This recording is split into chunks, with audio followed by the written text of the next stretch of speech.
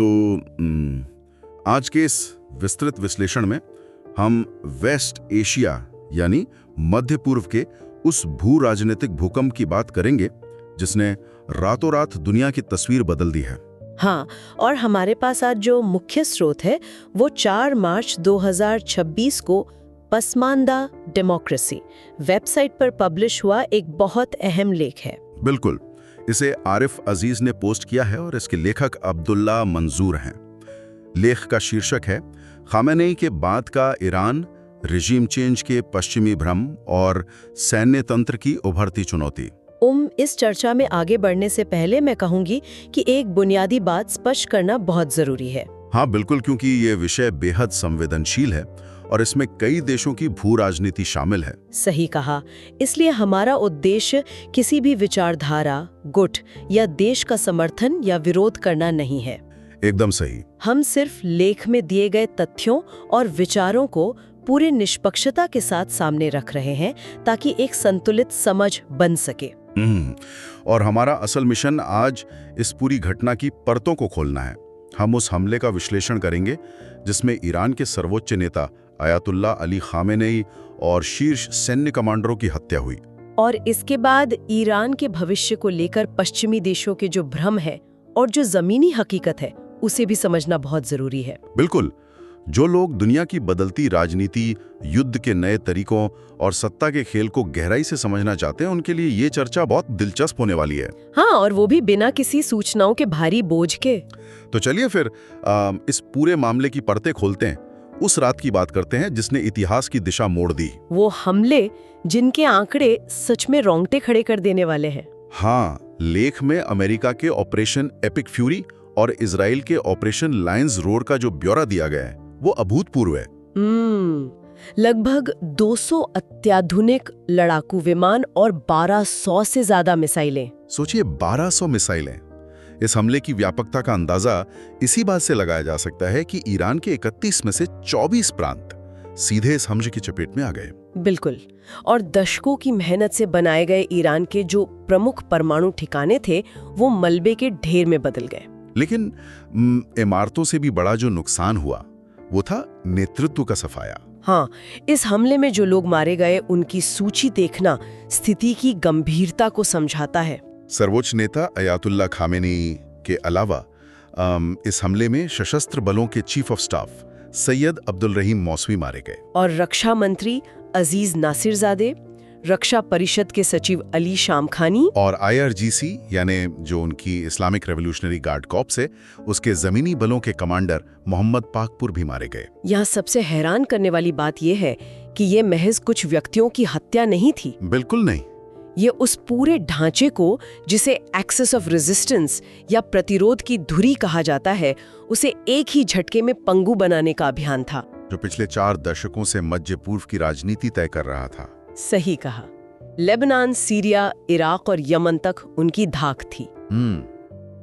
जब किसी देश का रक्षा मंत्री, चीफ ऑफ स्टाफ और सबसे बड़ी सैन्य इकाई का कमांडर एक साथ खत्म हो जाएं, तो वो सिर्फ एक शून्य नहीं होता, वो एक पूरे युग का अंत होता है। बिल्कुल, और ये युग मुख्य रूप से अयातुल्ला खामेनेई की शख्सियत के इर्द-गिर्द बुना गया था। अब्दुल्ला मंसूर ने अपने लेख में इस विरासत का बहुत विस्तार से जिक्र किया है। हाँ, 1939 में मशहद के एक साधारण परिवार में जन्म लेने से लेकर 1989 में सुप्रीम लीडर बनने तक का उनका सफर। शाह के शासनकाल में उन्होंने जो संघर्ष किया उसकी उन्हें भारी कीमत चुकानी पड़ी थी। सबाक, जो शाह की खुफिया एजेंसी थी, उसके जुल्म सहना और जेल की सजा काटना। और उनके राजनीतिक सफर का जो सबसे अहम मोड़ था वो 1981 का बम धमाका जिसमें उनका सीधा हाथ हमेशा के लिए बेकार हो गया था। लेख में इस बात का बहुत ही दिलचस्प विश्लेषण है कि कैसे खामेनेई ने इस शारीरिक नुकसान को अपनी सबसे बड़ी राजनीतिक ढाल बना लिया। हाँ, उन्होंने इसे एक बैज ऑफ ऑनर यानी खुदा की राह में दिए गए बलिदान के प्रतीक के रूप में पेश किया और इसी छवि के सहारे उन्होंने सत्ता के शीर्ष तक का सफर तय किया। लेकिन सत्ता में आने के बाद उनकी शख्सियत के 2 बिल्कुल अलग चेहरे सामने आते हैं। ये बहुत बड़ा विरोधाभास है। बाहरी दुनिया के लिए छवि कुछ और थी और घरेलू हकीकत कुछ और। बाहरी दुनिया के लिए वो शिया हितों के रक्षक और इत्तेहाद यानी मुस्लिम एकता के पैरोकार थे। खुद को साम्राज्यवाद विरोधी नायक के तौर पर पेश किया। लेकिन जो घरेलू हकीकत थी वो बहुत भयावह थी। लेक इस विरोधाभास को बेबाकी से सामने रखता है। मजहब की आड़ में एक पूर्ण तानाशाही, विशेष रूप से महसा अमीनी की मौत के बाद भड़के प्रदर्शन और दिसंबर 2025 के भयानक विद्रोह। जब ईरान की जनता ने बुनियादी मानवाधिकारों की मांग की तो उन्हें कुचलने में कोई कसर नहीं छोड़ी गई। और लेख में दिए गए आंकड़े इस दमन की क्रूरता को स्पष्ट करते हैं। सरकारी आंकड़ों के अनुसार ही 3000 नागरिक मारे गए।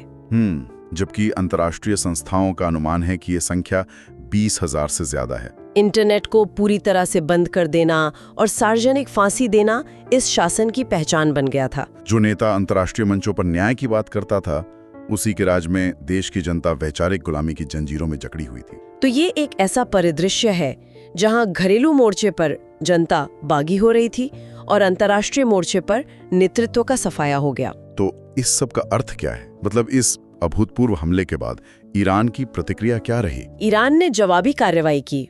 उन्होंने दुबई और अबू धाबी में स्थित अमेरिकी सैन्य ठिकानों पर मिसाइलें दागी। ईरान का तर्क था कि इन अरब देशों ने अमेरिका को बेच दिए, इसलिए वे युद्ध में भागीदार हैं। लेकिन इसका परिणाम क्या हुआ? रणनीतिक नजरिए से ये एक बड़ी भूल थी। हाँ, जो अरब देश तनाव कम करना चाहते थे वे भी ईरान के खिलाफ हो गए। उन्होंने अरब देशों की सहानुभूति खो दी। बिल्कुल, लेकिन अगर हम इसे बड़ी तस्वीर से जोड़ें तो इस पूरे सैन्य टकराव का एक और पहलू है जो युद्ध के भविष्य से जुड़ा है। और ये लेख का सबसे चौंकाने वाला हिस्सा है, युद्ध में एआई का प्रवेश। हाँ, इजराइल द्वारा लैवेंडर और द गॉस्पेल जैसे एआई आधारित सॉफ्टवेयर का उपयोग। सदियों से युद्ध शहादत के जज्बे या आमने सामने की ताकत से लड़े जाते रहे, लेकिन अब तकनीक ने सब बदल दिया है। ये एआई सॉफ्टवेयर डेटा को प्रोसेस करने वाली विशाल मशीनें हैं। जो काम खुफिया एजेंसियां महीनों में करती थीं, वो अब ये एल्गोरिदम कुछ ही सेकंड में कर लेते हैं।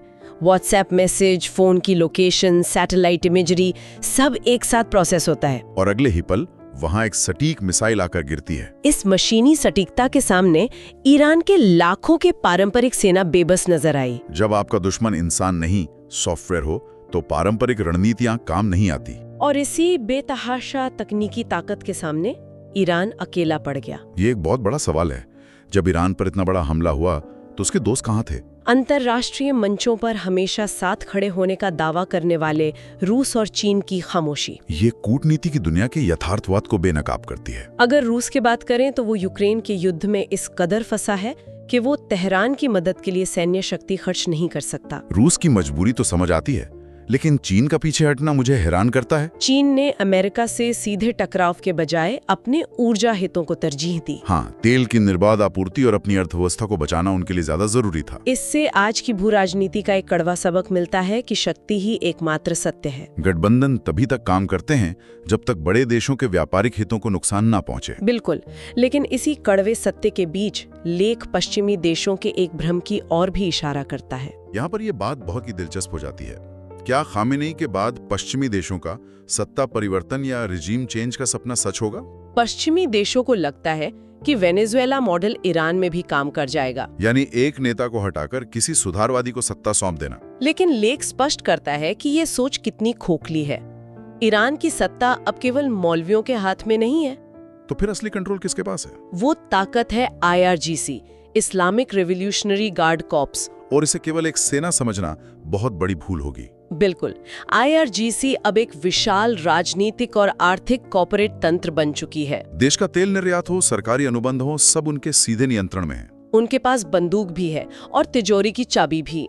और सिर्फ इतना ही नहीं, उनके पास बासिज नाम की एक रिजर्व फोर्स भी है। हाँ, जो किसी भी आंतरिक विद्रोह या पश्चिमी देशों द्वारा समर्थित लोकतांत्रिक आंदोलन को कुचलने की समर्थकता रखती है। तो ऐसे में बाहर से कोई सुधारवादी नेता थोपना असंभव है। लेख चेतावनी देता है कि असली खतरा अब विचारधारा बनाम व्यवहारिकता के बीच संभावित गृह युद्ध का है। तो फिर सवाल ये उठता है कि आगे का रास्ता क्या है? अब्दुल्ला मंसूर के अनुसार ईरान का भविष्य किसी बाहरी थोपे गए लोकतंत्र से नहीं सुधरेगा। उन्हें अपने इस जंगी हैंगओवर से बाहर आना होगा। परमाणु बम की जिद और प्रॉक्सी समूहों पर अरबों डॉलर लुटाने की नीति को छोड़ना होगा और अपनी अर्थव्यवस्था और जनता के कल्याण पर ध्यान देना होगा। सत्ता परिवर्तन तभी सफल होगा जब धर्म व्यक्तिगत आस्था का विषय बने और सत्ता जनता के प्रति जवाबदेह हो। तो इस गहरी चर्चा को अगर हम समेटें तो ये स्पष्ट हो जाता है कि खामेनेई की मौत केवल एक नेता का अंत नहीं है। ये AI युद्ध तकनीक की शुरुआत है, कूटनीतिक धोखे की मिसाल है और ईरान के भीतर IRGC के पूर्ण उदय की कहानी है। सुनने वालों के लिए यह समझना जरूरी है कि कैसे एक घटना पूरी दुनिया के राजनीतिक और तकनीकी परिदृश्य को बदल सकती है और भविष्य में सत्ता का स्वरूप कितना मशीनी होने वाला है। बिल्कुल। चर्चा को समाप्त करते हुए एक ऐसा विचार हम छोड़ना चाहेंगे जो सोचने पर मजबूर कर दे।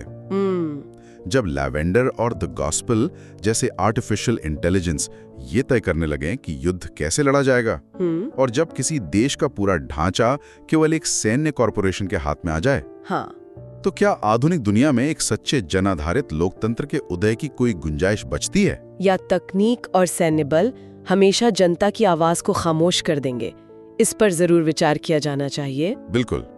तो इस विस्तृत विश्लेषण में हमारे साथ जुड़ने के लिए धन्यवाद। सीखते रहिए और दुनिया को एक नए नजरिए से देखते रहिए।